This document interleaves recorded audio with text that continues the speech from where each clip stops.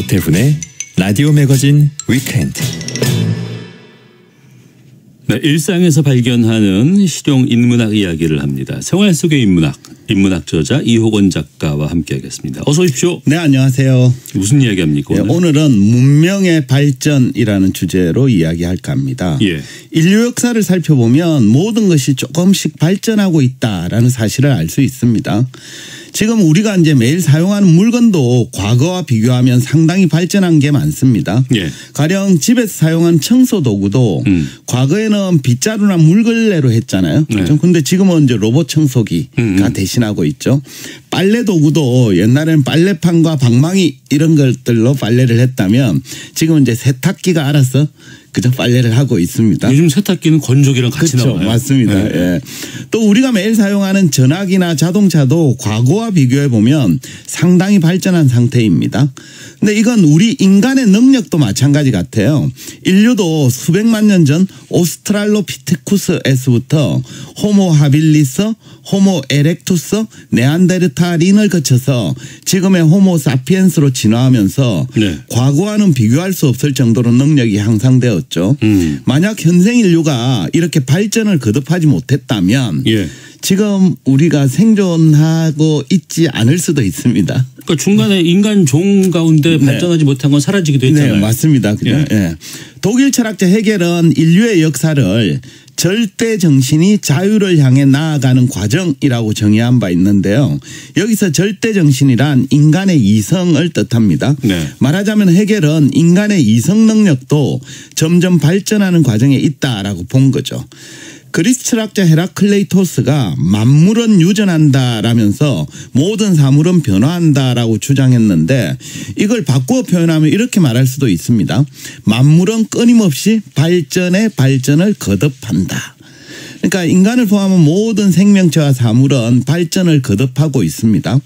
이처럼 인류가 이룩한 발전된 삶의 양식을 문명이라고 부릅니다. 예. 또 일상에서 사용하는 발전된 물건을 생활의 이로운 물건이라는 의미로 문명의 이기라고 부르죠. 그러니까 발전된 문명이 우리 인간을 이롭게 한다라는 뜻입니다. 그런데 이제 이 대목에서 한번 생각해 보시죠. 문명이 발전한다라는 것은 언제나 우리 인간한테 좋기만 한 것일까? 어떻게 보십니까? 대체로는 좋아요. 네, 그죠. 근데 이 좋은 거 대신에 단점이라든가 문제점들도 반드시 수반됩니다. 맞습니다. 네. 그러니까 말씀하신 대로 대체로 발전된 문명이 우리 인간의 생활을 편리하게 만들어 준 것, 이건 사실이죠. 예. 하지만 문명의 발전이 인간 삶을 전체적으로 행복하게 만들었는지에 대해서는 좀 의구심이 들 때가 있습니다. 네. 예컨대 지금 우리는 언제 어디서나 연결이 가능한 스마트폰을 개개인들이 하나씩 대부분 들고 있잖아요. 네. 이 때문에 필요할 때면 언제든 연락할 수 있는 환경이 만들어졌습니다. 하지만 그것 때문에 수시로 걸려오는 설문조사 전화, 보험가입 유도 전화, 네. 또 스팸 문자 등으로 개인적 자유가 침해되는 경우가 많잖아요. 그죠? 그래서 편리한 면도 많아졌지만 동시에 불편함도 증가했습니다. 또 언제 어디서든 연결이 가능하다는 건 달리 얘기하면 언제든지 감시가 가능하다는 뜻이기도 합니다. 네. 그러니까 우리가 휴대전화를 들고 다닌다는 건 자기의 위치를 실시간으로 노출하는 행위이기도 하거든요. 예, 예. 우리는 전국에 깔려있는 CCTV로 인해서 밤거리를 비교적 자유롭게 다닐 수 있게 되었죠. 하지만 개개인의 사생활이 무방비로 노출되는 것, 이것도 감수해야 되는 상황이 되었습니다. 그러니까 이렇게 수사하는 분들은 좋을 거예요. 그렇죠. 보다 확보하면은 다 나오니까. 네. 그러니까 비밀번호 알려주지 네, 않는 그렇죠. 거고. 예, 그렇죠. 예. 문명의 발전이 좋은 점도 있지만 네. 이 사생활 침해 수단으로 변질될 위험도 있다. 그렇죠. 맞습니다. 불편한 게 생기는 거죠. 그죠? 네. 인간을 포함한 생명체가 발전한 상태를 진화라고 부르잖아요. 근데 역사학자인 유발 하라리는 동물들의 가축화를 예로 들면서 진화가 반드시 좋은 것만은 아니다라면서 이렇게 주장하고 있습니다. 한번 들어보십시오. 인류가 세상에 퍼지면서 이들이 가축화한 동물도 함께 퍼졌다. 네. 불행하게도 진화적 관점은 성공의 척도로서는 불완전하다. 그것은 모든 것을 생존과 번식이라는 기준으로 판단할 뿐 개체의 고통이나 행복은 아랑곳하지 않는다. 가축이 된 닭이나 소는 아마도 진화적 성공의 사례이겠지만 역사상 가장 비참한 동물인 것도 사실이다. 그러니까 문명을 끊임없이 발전시킨 우리 인간은 농업혁명 이후부터 일부 동물을 가축으로 만들기 시작했습니다. 네. 그러니까 소나 닭, 돼지 등이 가축화에 성공한 대표적인 동물입니다. 네. 그러니까 이들은 가축화의 대상으로 선택된 후로는 생존이나 번식에 유리한 입장이 되었습니다. 이제부터는 가만히 있어도 인간들이 먹여주고 재워주기 때문입니다. 그러니까 의식주 측면에서 보자면 발전된 문명의 혜택을 누리게 된 셈이죠. 그렇다면 야생 상태에서 살다가 가축이 된 동물들은 네. 그 이전보다 행복한 삶을 살게 되었을까요? 그건 절대 아니죠. 그죠? 그건 말이 안 되죠, 솔직히. 맞습니다. 네. 그죠? 예. 그러니까 이제 인간이 가축이 된 동물을 먹이고 보살펴주는 이유는 생명체에 대한 애정이나 동물 복지 때문에 하는 건 아닙니다. 예. 그러니까 인간의 이익 때문에 하는 거죠. 그죠? 그러니까 인간은 울타리 속 동물을 고통과 비참함을 느낄 수 있는 생명체로 간주하지 않았습니다. 동물은 단지 경제적 행위의 수단에 불과했고 그들의 수명과 삶의 질은 인간의 이익과 손해에 따라 결정되었습니다. 결국 가축화는 종의 생존과 번식에는 유리했는지 모르겠지만 개개인 개체의 고통과 행복과는 거리가 멀었습니다. 그래서 가축이 된 닭이나 소는 진화적 관점으로는 성공 사례일 수 있겠지만 역사상 가장 비참한 동물이 되었다라는 게 유발 하라리의 진단입니다. 그런데 예. 이제 이런 사례는 인간에게도 유사하게 적용될 수 있습니다.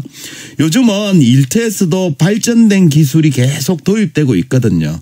가령 식당을 가보면 요즘은 키오스크가 주문과 결제를 대신하죠. 예. 또 공장을 가보면 스마트한 로봇이 특정한 공정을 도맡아서 하는 경우도 있습니다. 그러니까 키오스크와 로봇은 과거보다 발전된 기술임은 분명하죠. 예. 그럼 이렇게 발전된 기술을 도입한 걸로 인해서 우리 이제 노동자나 직장인들은 일터에서 더 편하고 더 행복해졌을까요? 그러니까 키오스크나 로봇이 도입되는 이유는 네. 알바를 안 쓰려고 하는 거예요. 그렇죠. 맞습니다. 네, 네. 일자리가 줄어드는 거죠. 그렇죠. 맞습니다.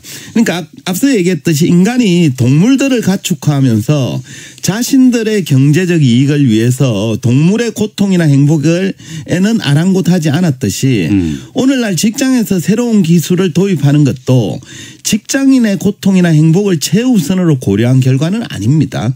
그러니까 새로운 기술의 도입이 더 많은 이윤을 가져다 줄 것이라는 생각 때문이죠. 네. 따라서 오늘날 우리는 전체적으로는 발전된 문명 생활을 누리는 것 같지만 막상 개개인의 삶은 비참해지는 경우도 생기는 거죠. 또 한편 끊임없이 발전해야 된다라는 이런 진보적 사상은 우리 인간을 한시도 현재에 머물 수 없도록 강요하는 요인이 되기도 합니다. 폴란드 출신의 사회학자인 지그문트 바우만이 모두스 비벤디라는 책에서 끊임없는 발전을 가치로 내세우는 진보적 사상의 문제점에 대해 이렇게 적고 있습니다. 한번 들어보십시오. 네. 진보는 무자비하고 피할 수 없는 변화의 위협을 의미하며 평화와 안식이 아니라 지속적인 위기와 긴장을 예고함으로써 단 한순간의 휴식도 허용하지 않는다. 진보는 끝도 없고 중단되는 일도 없는 자리 다툼 게임으로 변질되었는데 이 게임에서는 잠시라도 한눈을 팔면 돌이킬 수 없을 정도로 패배에 결정적으로 도태되고 만다. 그러니까 모두가 앞을 향해서 끊임없이 달리는 진보의 세계에서는 누구도 잠시 동안 휴식을 취할 수가 없습니다.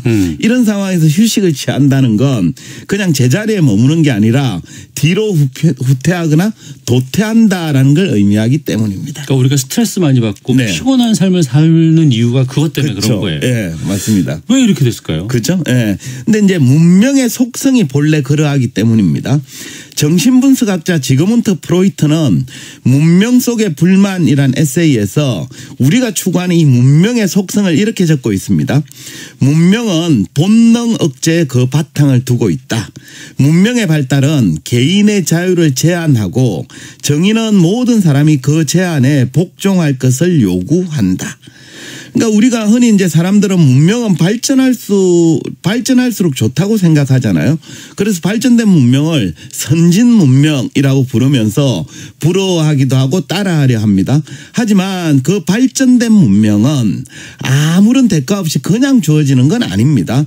그것은 그 개개인이 본능대로 살고 싶은 자유를 반납해야만 비로소 얻을 수 있는 결과입니다. 네. 가령 우리가 7, 80년대까지만 해도 흡연자들은 길거리건 실내건 공공장소건 가리지 않고 아무 데서나 담배를 피우고 싶을 때 피웠잖아요. 그죠? 그러니까 당신은 개인의 본능을 표출하며 살았다라고 볼 수 있습니다. 하지만 요즘은 그런 사람 거의 찾아보기 어렵잖아요. 그죠? 그건 이제 그래서 우리가 문명화되었다라고 얘기하는데 그건 그 사이에 인간의 본능이 바뀌어서가 아닙니다.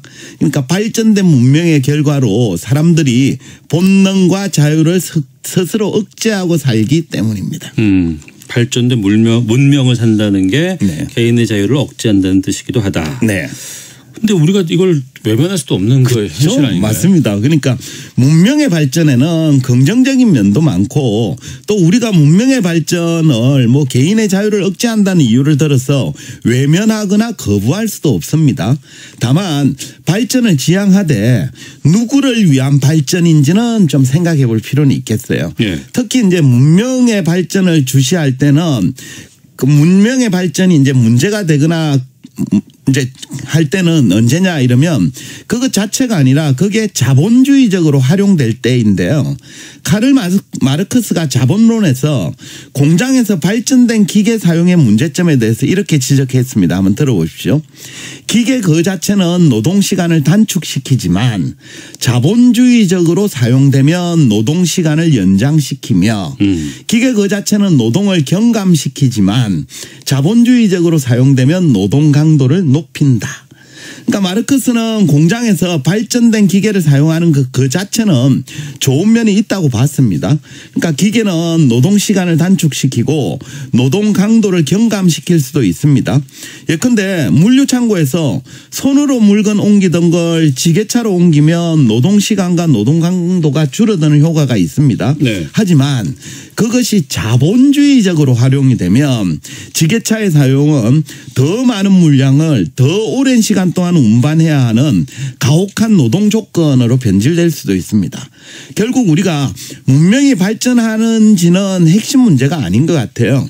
그 발전이 궁극적으로 인간의 삶을 행복하게 만드는지 아니면 자본주의적 수단으로 활용되어서 인간을 억압하는 도구로 활용되는지 이게 관건이겠죠. 따라서 평소에 발전된 문명이라고 무작정 환호하기보다는 그 발전된 문명이 어떤 방식으로 사용되고 있는지 또 우리 인간에게 어떤 영향을 주는지 이런 것들을 좀 살펴보는 자세가 필요하지 않나 싶습니다. 알겠습니다. 자, 이효건 작가와 함께했습니다. 고맙습니다. 네, 감사합니다.